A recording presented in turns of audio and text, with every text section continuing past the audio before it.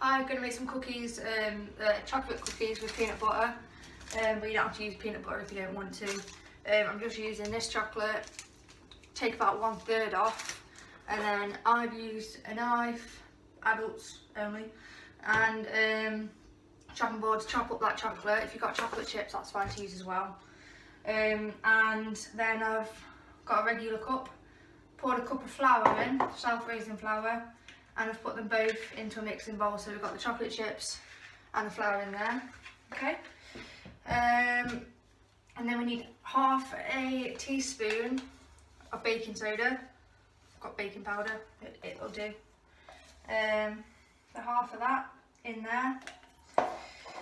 And then we need 1/4 teaspoon of salt. Give it a go. Okay, so pretty much that'll do. Cup of white sugar, and we need 1/4 cup of white sugar. So again, I'm using the same cup. Just a guess, really. It doesn't really matter. If it's sweeter, it's sweeter. That's fine. And 1/4 of a cup of brown sugar. I couldn't find any just brown sugar, so I've got dark brown soft sugar, which should be fine. Open the packet.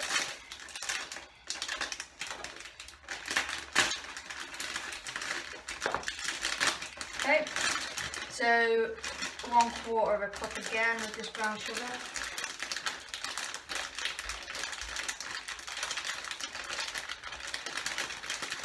It's taking ages to come out. Okay, right, that'll do. 1/4 of a cup of brown sugar in. Now I'm going to use oat milk today. You can use any kind of milk, but this milk goes really good with it. 2 tablespoons of this. So 1, 2, 2 tablespoons of oil. So I've got the oil. We need 2 of these. 1, 2, and 1/4 of a teaspoon of vanilla flavouring or vanilla extract, whichever, it's fine.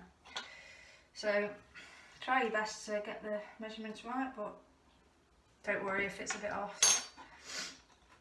Okay, so once you've got all your ingredients in there, I add some peanut butter. You don't have to, it's completely up to you. It is really nice with it, but obviously if you don't like peanut butter, then probably won't be a fan. So I just take 1 big tablespoon, pop that in there as well. Okay, and then we've got to get our hands, make sure we've washed them first with soap, and dig in, mix everything together, and we'll have a look at it then. So hands are in, doesn't feel the best. Just want to mix all the different ingredients to make sure it's combined properly. So it'll feel very sticky, and then it'll start to feel quite dry. Obviously, to make cookies, you want it to be somewhat sticky. So let me just show you the consistency here. I'm actually going to add a little bit more milk, just to make sure it's nice and, well, not so dry. Okay, not loads, because obviously they're a little sloppy, but I'll just show you the difference in consistency now. And you'll know what I mean. Okay, so as you can see, it's sloppy, but not overly. And the next stage is to literally pop it in like a lunchbox or something, and you're going to put it in the fridge. Either you can put it in the fridge for 2 hours, or you can put it in the freezer for up to half an hour, and all that does is just cool the dough down. You want it cold throughout the dough.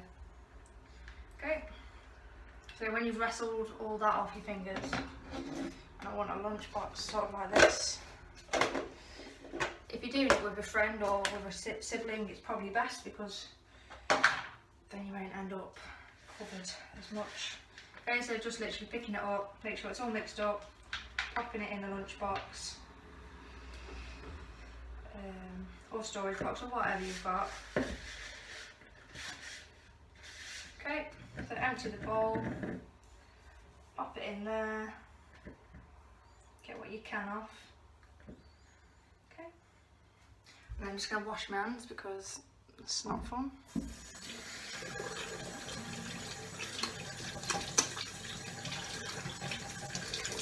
Okay.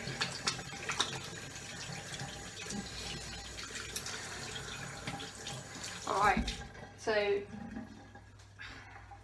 when that's finished, take a little look. There's a cookie dough. Pop the lid on. Pop it into the fridge. Leave for 2 hours and then we'll see what it looks like when it's out. Hi, so I'm going to get the dough back out of the fridge. It's been about 2 hours. Have a look at it. Okay. So looks pretty much the same. Should feel quite cold. Just going to take it now. Put it on a baking tray. If you've got butter, you can use that and just spread it along the bottom just to make sure it doesn't stick. If you've got greaseproof paper or whatever, that's fine too. So we're going to take a bit, roll it into a little ball. These do get really quite big, so don't be too ambitious. Probably a ball about that size. Okay, yeah.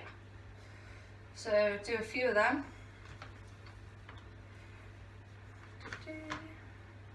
If you have lots and lots of dough and you don't want to use it all today, you can just freeze it and then get it back out for when you do want to use it. It's actually pretty versatile like that. So I'm going to do perhaps about 6 or 7 of these little balls to go into the oven. Make sure you preheat your oven, 160 degrees on a fan oven thing. So yeah, nearly finished. Just last ball and then we'll pop them in. And you're going to put them in the oven just for 11 minutes or so. It does say on the website that when you get them back out that they might not look cooked, but you have to leave them to stand, leave them to cool for a while, and that's really important actually. If you don't and you do start picking them up early, then they can sort of go in on themselves and they're not all that great. Yeah, so make sure you leave them to cool afterwards, and once you've pulled them back out of the oven, we can have a look at them together. Alright, thanks. Okay, so the oven's just been going off, so we're going to turn the oven off and get them out now. Using these, make sure we don't burn ourselves. Yeah. Okay, yeah, so great. You can see sort of how big they get, so make sure you spread them out, otherwise they'll stick together like so. But we just need to leave them now. Leave them to cool down completely, and then they'll be ready to eat. Thanks. Stay safe. Bye.